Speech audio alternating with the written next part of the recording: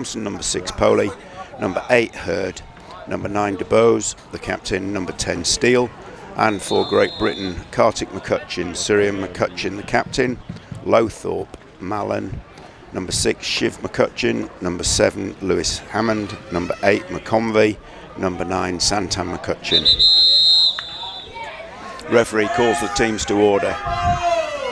Ball will go centre pitch as expected. Referee for this game, French Virginie Bracaz. On the near side to us we have Sheng Wu from Taipei. Two experienced referees getting this game underway, and this is the first game of the day here on pitch 3. 8 o'clock in the morning local time, and here we go. So it's Syrian, captain of the team, does his first job well, picks up the first sprint, circles the ball to Santan. Shot goes away, and that's the first shot of the game, very quickly delivered by Santanam.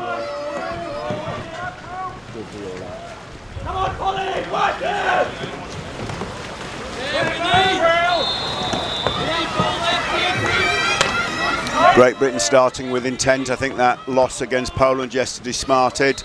Been dwelling on that overnight. We're expecting to top the group, and unlikely now that that will happen. Firing away, some big action early on. Both these teams a lot to prove. Those of you familiar with the dark history of canoe polo will be aware that the first senior men's titles for 5 versions of the competition from 1994 to 2002 shared between these two nations. So some real canoe polo history between Great Britain and Australia. Tanner there looking hard for a shot, nothing doing, it's blocked down. This is the first meaningful possession for Australia, pick up by Steele, moves it forward, finds Meyer, can he find a pass? Yes he can, far side. That's Polo into the game, having to take their first touches under pressure here, Australia, but at least they've got a possession. Can they build something? Plenty of time on the shot clock. Keen to make something happen early there. Now they'll take the chance, I think, yes, just to settle the nerves, get a touch. 30 on the shot clock, enough time to just let everyone play themselves in. Many players feel that they're not really in the game until they've touched the ball. Once you've touched the ball, it's away, and that's unlucky for Australia. They've committed a goalie foul and turned over possession just as they were preparing to launch what would have been their first considered very famous set play attacks with the Australians. I think they wouldn't mind me saying that was the difference between them in the early days of polo. Very organised, very committed teamwork. Something they've always relied on very much.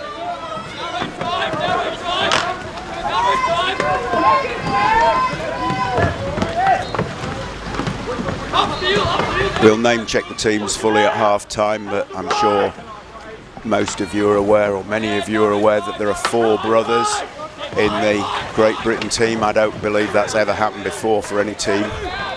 That's a fantastic inside pass. Ball ends up in the end with McConvey. He gets a good shot away, but it's saved. We're in for some fine skill here. We've seen some good stuff already. We're just 3 minutes in, no goals, but certainly end-to-end stuff, and certainly both teams looking like they're determined to score. Long looping back pass. Shiv McCutcheon.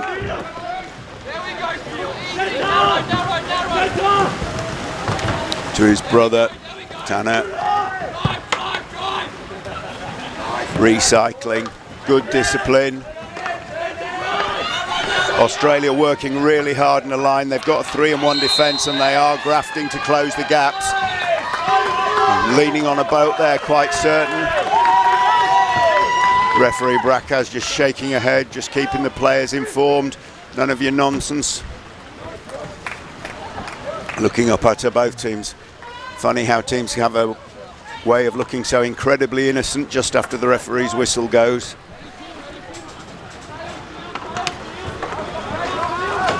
Hurd for Australia, a comeback player for them, very strong. Oh, nice try. Yeah, that definitely needed saving. I was behind that from our commentary position. That was on target, just tapped out. Nice shot from Steele, but not enough to beat Shiv McCutcheon in the goal.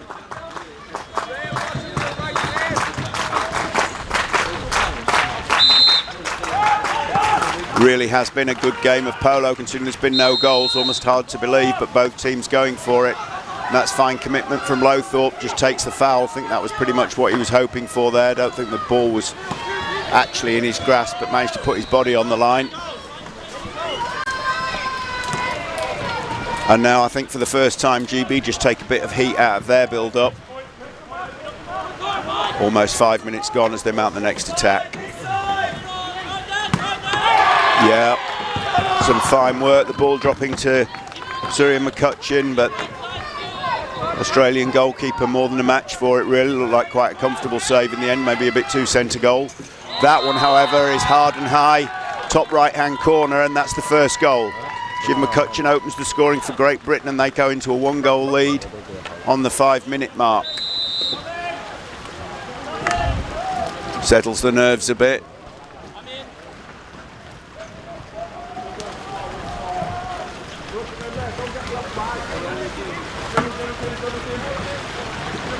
I think probably this is Australia setting up a play. You can see the staggered boats coming down. They've got a plan but not taken. Straight out off a defender paddle onto the bottom bar.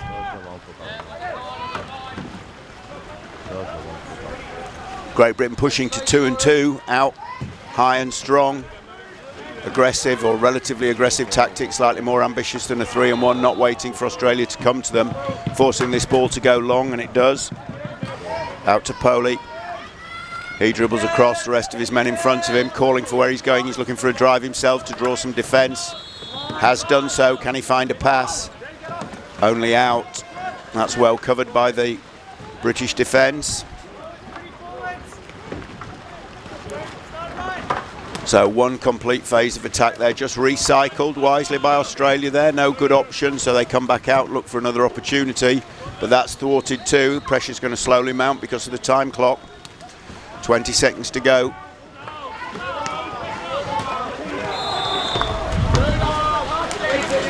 $15. Now they know this is the short time set play. I've no doubt they've got a plan here. Yep. Shot goes up from the hard left, but it's blocked down and recovered by Australia. That's well done. That's a good reset for them. Is there a finish? They're subbing. They're short-handed. Not sure Meyer had completely realised they'd recovered that ball from the shot. Busy defensively covering. They could have done with him as a point man just to release the outlet pass, but no harm done. Just lost a bit more off the second phase shot.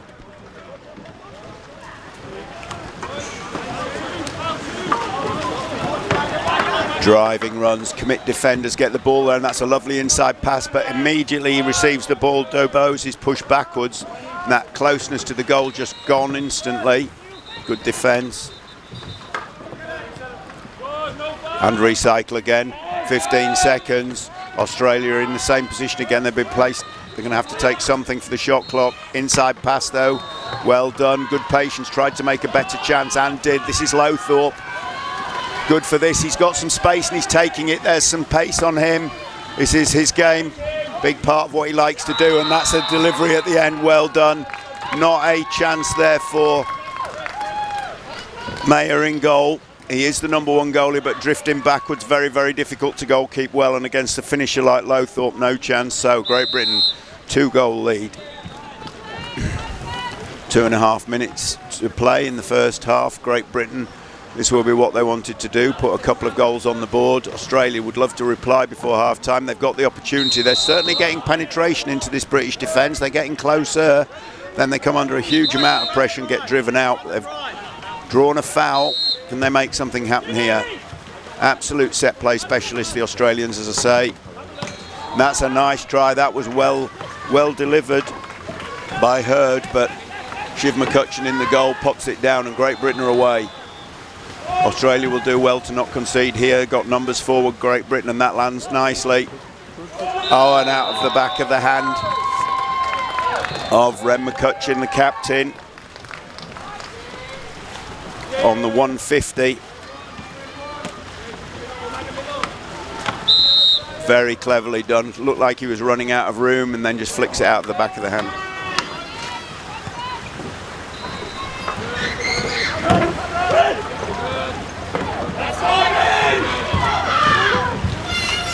Australia looking for something back.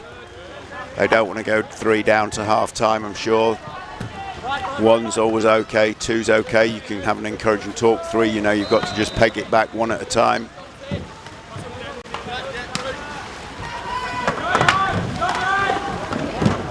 Pushing forwards, trying to get closer, but really, so far the British defence has been more than a match for what's come at them, even though it's been quite close in. That time it was Thompson.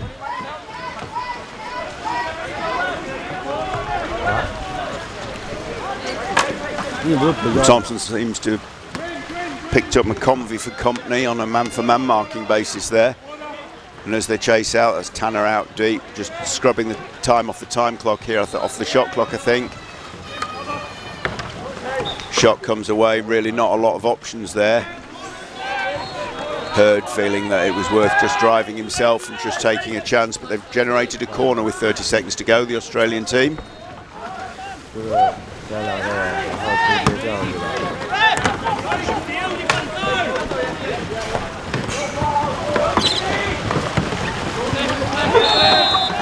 Oh, a lovely attempt at an inside pass, but just poked away by the British defence. 10 seconds to go. Can Australia get another shot away? Hurd, a workhorse really, as I say, a comeback player, but certainly no signs of the times there. Lovely pick up from him, well needed. Made sure they didn't concede another before half time. Disappointed in himself there, a bit of frustration. He missed the target once he'd won the ball and got it turned. So we go into half time with Great Britain leading Australia in the senior men's competition 3-0. This is the first round of games in Group D.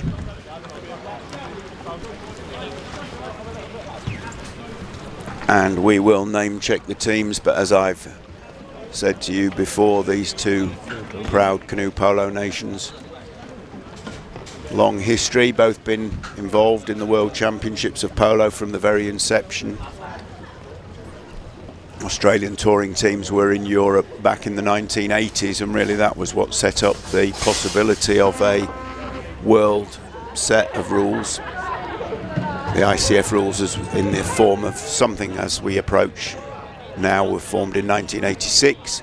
Obviously prior to that, countries used to play their own version of canoe polo, and those international rules were consolidated in the mid-80s, and really the travelling Australians made it a global sport. The time and effort they put in as a nation not to be underestimated, and as we look at them, we'll name check them. They are number 2 Mayer, number 3 Quinn, number 5 Thompson, number 6 Poley, number 8 Hurd, number 9 the captain DeBose, and number 10 Steele. And the Great Britain team, the Australians there, obviously black kayaks, wattle gold buoyancy vests and black helmets. And the Great Britain team will be rejoining us in red kayaks, white buoyancy vests and white helmets. And as I mentioned, we have 4 brothers, so if you'll forgive me, we will name check them often by their first names. But we have Kartik McCutcheon, number 1, number 2 the captain, Ren McCutcheon, number 4 Lowthorpe, number 5 Mallon, number 6 the goalkeeper Shiv McCutcheon, number 7 Hammond, number 8 McConvey, and number 9 Tanner McCutcheon. So it's not disrespect to the other players if we use the first name of the McCutcheon brothers, but otherwise it will just sound like the McCutcheon show. Here we go. That's flown by. Just time to thank our headline sponsors, which are Yupin Sport,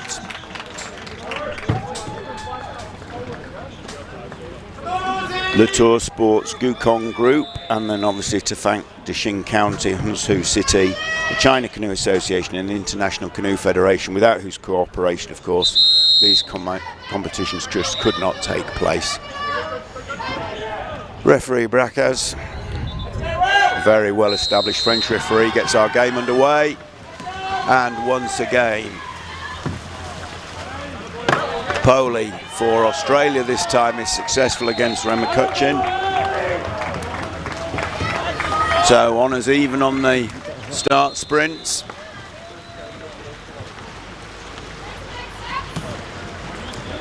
Now the Australian team talk, surely 1 goal, we need to get the first goal If we get the first goal, we get a toe hold in the game, we can do something here. Mustn't concede another. 4 will look like too many, but with 10 minutes on the clock and a 3-goal deficit still in the game, Great Britain, almost the exact converse, just stop them scoring early and then the clock becomes our friend. We can rack up another couple and be home free. So let's see which way it plays out. Coaches will have polar opposites as what they want to happen, just as I'm sure you have at home. Us in the independent crowd here, what a game. Been some fantastic paddling, some superb skills, and we've got 8.5 more minutes of it to look forward to. Oh, a goalie foul again. Coach killers, they're called. You really can't live with too many of them. Just turnovers of possession that are really in your control, and that's a very long ball forwards, fired up, and it finds, in 2 passes, it finds its way to Canoe-Kayak.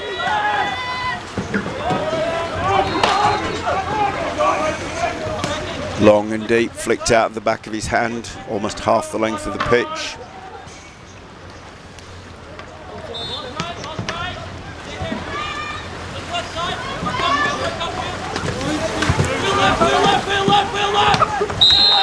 Yeah, I think that would pass off as a half chance. In the end, it fell for GBR crossing the goal, taking his shot.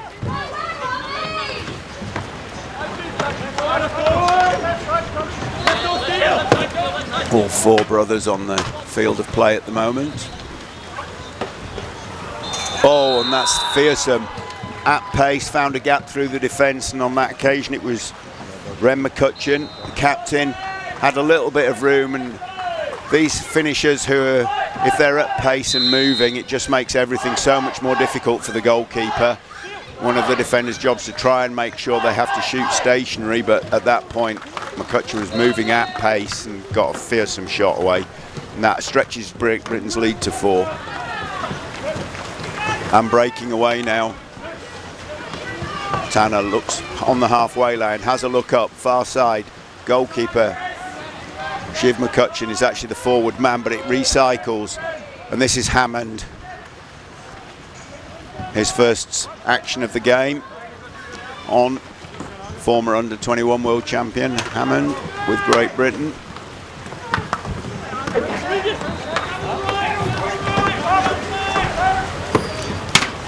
Now that's a fine save. I don't mean any disrespect there, but that is a great shot from Canoe-Kayak, and that is a very fine save from Meyer. Corner ball. Again, this will suit Great Britain more. They can keep up this end, getting resets and corners, nick the odd goal, controlling this game. Yeah, that's clearly what Shiv's just thinking. GBR just having a little nod to the team, move forwards, get close. Well, that's becoming a bit of a battle. That's Canoe-Kayak versus Meyer again. And once again, Meyer getting the better of the exchange, but he'll do well to keep all of those out in the rest of the half. But so far, so good from his point of view. Some fantastic goalkeeping.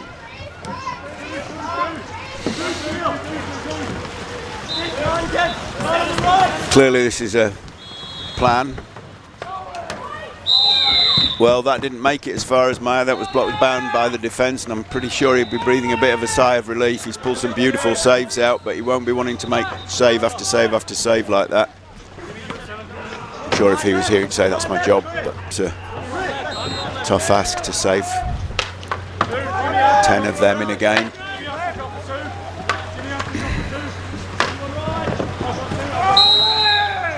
And again, a goalkeeper foul. The Australians have been looking to the ref for it, and he's given them one. So obviously, defenders being pushed very close to the goalkeeper by the Great Britain attack. Fine line they tread, and they will accept that.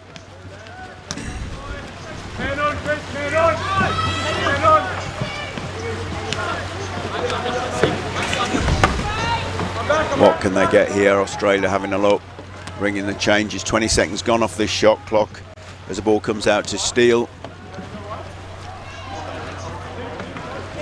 There's a little chat there. That sounds like the coach has sent something down. Maybe a set play they've got in mind, or maybe it's just going to hit them hard and high. But again, fantastic shot. Goalkeepers these days, the standards of goalkeeping in the sport at the higher levels is just phenomenal. Low thought back on.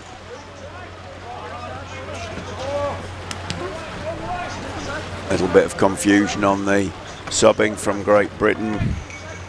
McConvey on, and instead we ring Tanner McCutcheon back into the fray. So up front we have Mallon and Hammond doing some work to try and find holes in the Australian defence. Lowthorpe running. Shiv McCutcheon to Tanner. Tanner puts it off the bar. He's had a lot of shots in this game.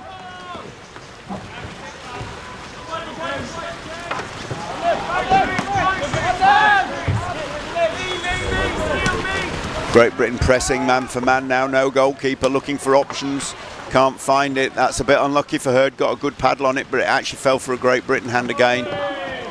Oh, and again, Shiv McCutcheon out the back of his hand. About 4 minutes on the second half.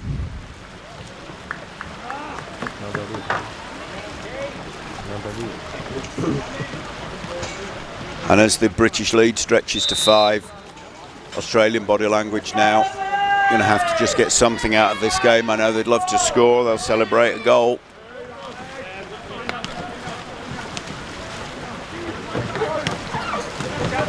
Have to take something for later in the competition. Goalkeeping's been phenomenal, but that's not the stat they really want to be remembered for here. Love to get themselves a goal, individually and as a team, I'm sure. Equally, the British coaches will be saying we shut them out, we don't give them anything, work our defence against whatever they throw at us. That's a superb inside pass. Tried to flick it round his back there, Steele, but I think it was probably going a bit low anyway. Blocked into British paddles, but he's drawn a foul, and that's got to be pretty close to the British goal. Referee's getting him in. British players will have to be careful. If they stop him taking it from the correct place, it will be a penalty, and they're aware of that. The referee's been very tight on that here in Deqing. Hammond just loosening his hands on the paddle to show he's not doing that. And that shot goes out for a corner, just touched on the defender paddle. So Steele still in the middle there, looking for a reception. Clearly they've pulled him on to do that job. He's making a bit of space for himself as well. I'm guessing that's where they're looking to. They're going to have to do something to make it open, but I think they're looking for him, and they are. Oh, he can't get it under control. That's unlucky, because that, as the British press came, that would have been a good opportunity, and it still may be. The whole ball dropped off the back line. Just had to elbow on a boat. And Great Britain come away with the ball. So now McConvey gets that run out he was looking for a moment ago.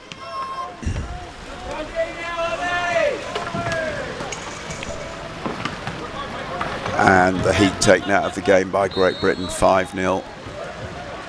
Looking forwards, they'll take another if it comes. Lowthorpe. Oh, it's never going to be that easy to pass the ball through an Australian defence. And that Steele picks it up gratefully, releases it away to Mayer. Not sure where they can go from here, but Great Britain are on the back foot here, going backwards. Referee's seen something there. That's a big, loud, strong whistle from both the referees and going straight to their pocket. I think that might be a little bit of frustration there. And that's a straight yellow. That's a straight yellow card. Yeah, Steele knew that was coming for whatever. A little bit of frustration crept out. That happened directly behind the cameraman who stood in front of me. I didn't see it, but both referees, you could tell from the tone of the whistle and how fast they both went to the pocket.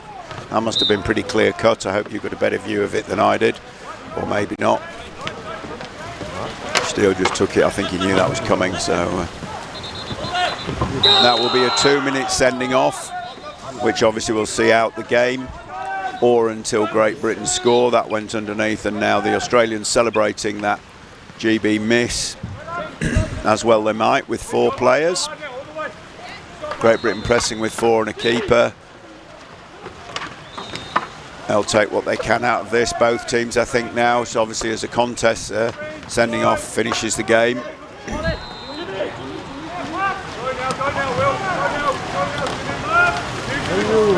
Oh, good push. Australia come up with the ball again, another of the things that they're particularly good at. Being upside down doesn't faze them, all part of the game. As a Brit, I'd say that's because their water is warm and ours is cold, but maybe other reasons.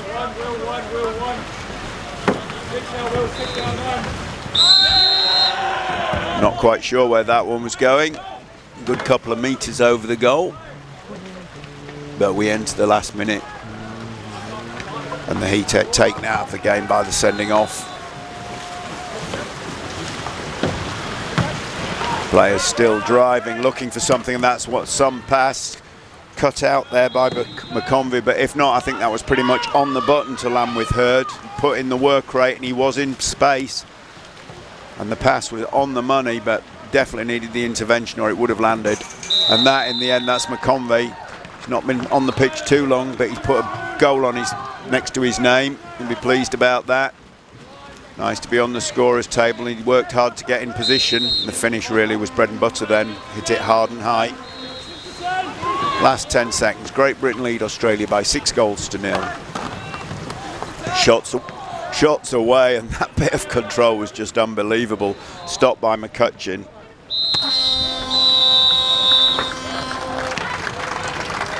Superb game. Good round of applause from the crowd behind me, from both sets of fans, I would imagine, and the teams congratulating each other. Very close contest in many ways, but Great Britain running out comfortable winners by 6-0. And the game to a small extent marred by the sending off of Steele right at the end. A little bit of frustration just creeping out. No hard feelings, I'm sure. Teams congratulate each other. I've been Curly Barker. Thank you for joining us. Thank you for subscribing to the live stream. The next game on this pitch, which I will lead you into, is France men versus Singapore men. That game due to start at 8:35 local time.